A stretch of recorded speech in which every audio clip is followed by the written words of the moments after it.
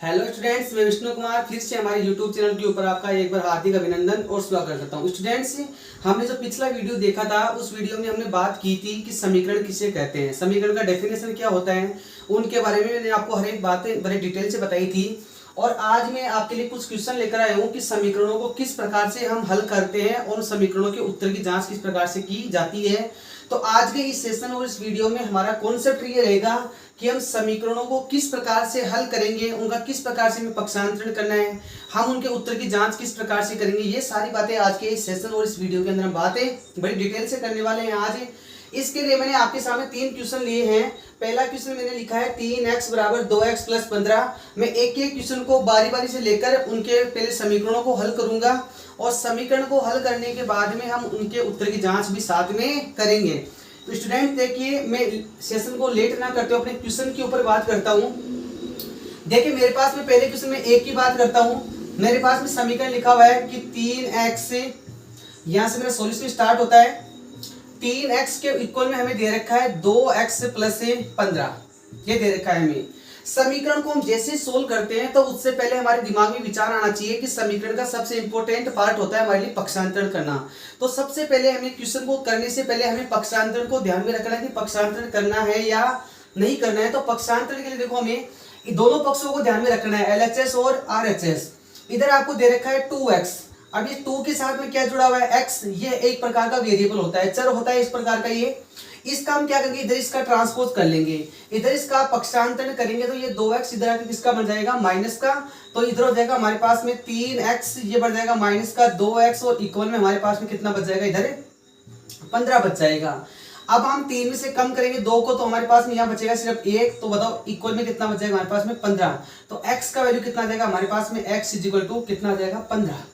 इस प्रकार से तो हम समीकरणों को सोल्व करते हैं। जो भी आपको चर दे रखा है हम उस चर की वैल्यू फाइंड करेंगे, वही हमारा क्या कहलाएगा, समीकरण का हल कहलाएगा।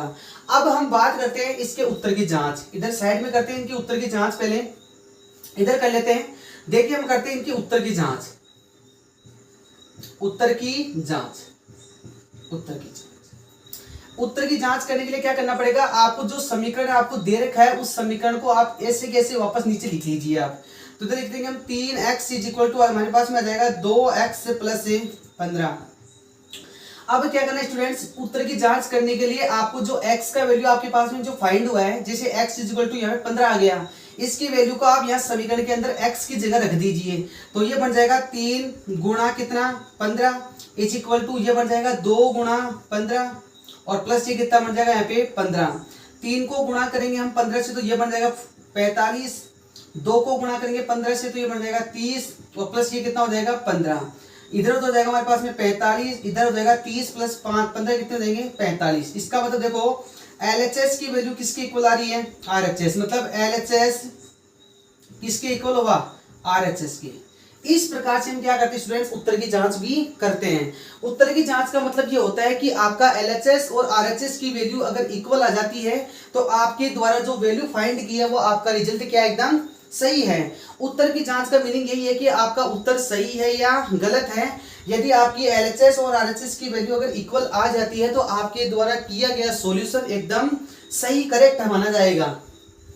इसके बाद में बात करता हूं मैं समीकरण नंबर 2 की, क्वेश्चन नंबर 2 की बात करता हूं। समीकरण नंबर 2 में हमारा सॉल्यूशन स्टार्ट करता हूं मैं। इधर यहां पर हमें दे रखा है 5x plus 9 is equal to दे रखा है 5 प्लस का कितना 3x। सबसे पहले हम करेंगे पक्षांतरण। पक्षांतरण करेंगे तो देखो ये 3x तो आएगा हमारे पास में इधर, क्योंकि ये क्या है, एक प्रकार का चर है। ये 9 जाएगा इधर, क्योंकि ये प्रकार का कांस्टेंट है, ये अचर राशि है। तो इधर हमारे पास में क्या बचेगा, इधर हमारे पास में बच गया 5x।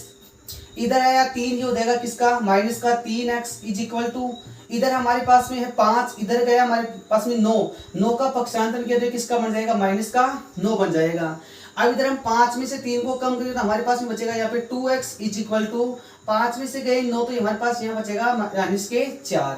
वैल्यू हमें फाइंड करना है x का, इसका हमें ट्रांसपोज करना है। तो ये हमेशा ध्यान रखना, मल्टीप्लाई का जो हम ट्रांसपोज करेंगे या उसका पक्षांतरण करेंगे तो मल्टीप्लाई का ट्रांसपोज हमेशा किसके अंदर जाएगा, भाग के अंदर बदल जाएगा। जैसे यहाँ पे माइनस का 4 लिख देंगे और ये 2 इसके डिवाइड में आ जाएगा, तो ये ध्यान रखना ये डिवाइड में इसके नीचे आ जाएगा।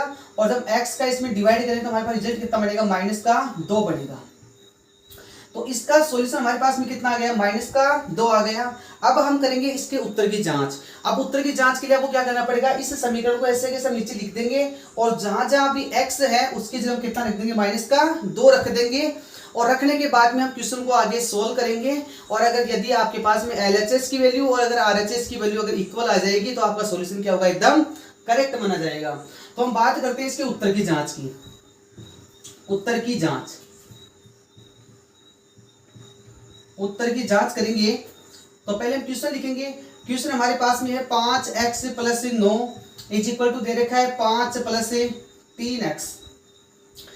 कोई ट्रांसपोज नहीं करना है। जब भी हम उत्तर की जांच करेंगे उसमें हमें किसी प्रकार का कोई पक्षांतर नहीं करना है। जैसे क्वेश्चन हमें दे रखा है वैसे उसको पुटअप कर देंगे और जहां x की वैल्यू हमारे पास में -2 आ गई है उसको यहाँ पर उसकी जगह डिफाइन कर देंगे।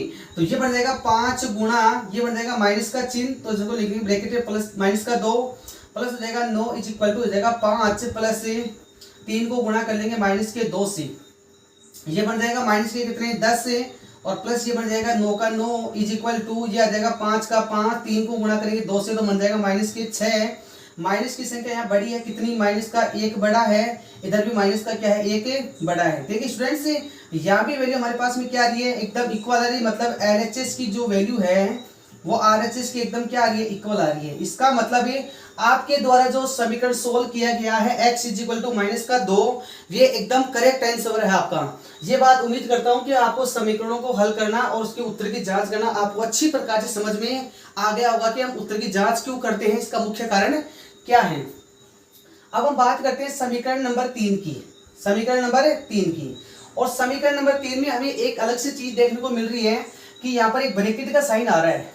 जब भी आपके पास में समीकरण में कोई ब्रैकेट का अगर साइन दिख रहा है आपको और उसके बाहर अगर कोई संख्या दे रखी है तो इसका मतलब ये होता है उस बाहर वाली संख्या को आप समीकरण में ब्रैकेट के अंदर जो भी संख्या लिखी हुई आ रही है उसके साथ में उसको मल्टीप्लाई कर दीजिए। जब उसमें मैं स्टोर करता हूँ सोल्व को, यहाँ हम लिख देंगे इसका 8x का 8x आ जाएगा, ये प्लस के कितने आ जाएंगे 4 आ जाएंगे। इस 3 को हम अंदर मल्टीप्लाई कर लेंगे तो ये बन जाएगा 3x। पहले तो यहाँ लगा देंगे माइनस का चिन्ह, 3 को गुणा करेंगे हम 1 से तो बन जाएगा 3 एकम 3 और यह जाएगा प्लस का 7 एकम 7। ये बात आपको अच्छी प्रकार से समझ में आ गई होगी। अब इनको सोल्व करने के बाद में हम करेंगे इनका ट्रांसपोज, मतलब पक्षांतर करेंगे। पक्षांतर हम देखेंगे तो इधर से पक्षांतर होगा 4 का, इधर से पक्षांतर होगा 3x का, इधर हमारे पास में बचेगा 8x, इधर आएगा माइनस का बन जाएगा 3x = ये है हमारे पास में माइनस का 3 और इधर है हमारे पास में 7, इधर आया माइनस का बन जाएगा 4। 8 में से हम 3 को कम करते हमारे पास में बचेगा इधर 5x, ये दोनों संख्याएं माइनस की है तो ये तो बन जाएगी माइनस की 7 और ये जाएगा प्लस का कितना 7। इधर बचेगा 5x = ये बन जाएंगे 0, क्योंकि 7 में से 7 को घटाएंगे कितना बचेगा हमारे पास में 0 बन जाएगा। स्टूडेंट्स हमें फाइंड करना है वैल्यू x का, तो ये 5 इसके डिवाइड में जाएगा तो ये बन जाएगा 0/5 और जब 5 का इसमें भाग देंगे डिवाइड करेंगे तो आंसर कितना बनेगा हमारे पास में 0। तो हमने समीकरण को जब सोल्व किया तो हमारे पास में समीकरण का जो वैल्यू निकला वो हमारा कितना निकल गया, x = 0 निकल गया हमारे पास। ये समीकरण का हल है स्टूडेंट्स, ये समीकरण का हल है। अब हम बात करते हैं इनके उत्तर की जांच की। इधर लिखेंगे हम उत्तर की जांच, उत्तर की जांच। उत्तर की जांच करने के लिए आपको पहले समीकरण को लिखना पड़ेगा। समीकरण आपको दे रखा है 8x + 4, 8x + 4 = हमें आपको दे रखा है 3, कोष्टक में x - का 1 और प्लस में दे रखा है आपको 7। यहाँ वैल्यू रखेंगे x की तो हम लिखेंगे 8 को गुणा करेंगे 0 से तो ये बन जाएगा 0, ये हो जाएगा 4 = 3 कोष्टक 0 - का 1 और प्लस में कितना हो जाएगा ये 7। 8 को गुणा करेंगे 0 से तो बन जाएगा 0 और ये हो जाएगा 4 का 4 = ये हो जाएगा 3, 0 में से कम करेंगे 1 तो ये बन जाएगा माइनस का 1 और ये हो जाएगा प्लस का कितना 7। 0 में 4 को जोड़ेंगे तो बन जाएगा 4 = ये हो जाएगा 3 एकम 3 माइनस का 3 और ये हो जाएगा प्लस का कितना 7। इधर बचेगा हमारे पास में 4 = 7 में से घटाएंगे 3 को तो हमारे पास बचेगा इधर भी कितना 4। तो देखो इसमें भी हमारे पास में = कितना आ गया 4 = 4 आ रहा है। इसका मतलब इधर भी हमारे पास में LHS की जो वैल्यू है वो इक्वल आ रही है किसके, RHS के इक्वल आ रही है। इसका मतलब ये स्टूडेंट्स कि जब भी हम समीकरणों को सॉल्व करेंगे तो हमारे पास में सबसे पहला काम होगा कि हम उसका पक्षांतर चेक करेंगे कि पक्षांतर किधर से किधर हमें करना है। जो वैल्यू हम फाइंड करेंगे उस फाइंड की जो वैल्यू आई हमारे पास में, जिसे यहाँ पर x इक्वल टू 15 आ गया। अब हमें इसके उत्तर की जांच करनी है। उत्तर की जांच का मतलब ये होता है कि आपके द्वारा समीकरण को सोल्व किया गया है और जो रिजल्ट आपको मिला है क्या वो वास्तव में सही है या गलत है। इसके लिए आप क्या करेंगे, जो भी वैल्यू आपके पास में आई है उसको आप समीकरण के दोनों भागों में रख दीजिए, LHS और RHS रख दीजिए। और उत्तर की जांच करते वक्त आपको किसी प्रकार का कोई पक्षांतरण वगैरह नहीं करना है, ऐसे कैसे आप लिख दीजिए और दोनों पक्षों के अंदर आप x की वैल्यू पुटअप कर दीजिए। और अगर आपकी LHS की वैल्यू अगर RHS के इक्वल आ जाती है तो आप समझ लीजिए कि आपके द्वारा किया गया समीकरण का हल एकदम करेक्ट होगा। यही हमारा कॉन्सेप्ट है कि समीकरणों को हल कीजिए और उनके उत्तर की जांच भी कीजिए। और उम्मीद करता हूं कि आपको ये पढ़ाया गया कॉन्सेप्ट अच्छी प्रकार से समझ में आ गया होगा स्टूडेंट्स। और अगर आपको अच्छा लगे तो आप जरूर वीडियो को लाइक एंड शेयर जरूर करें और कमेंट में बताएं कि सर आपका पढ़ाया हमें अच्छा लग रहा है। थैंक यू एंड धन्यवाद। Thank you.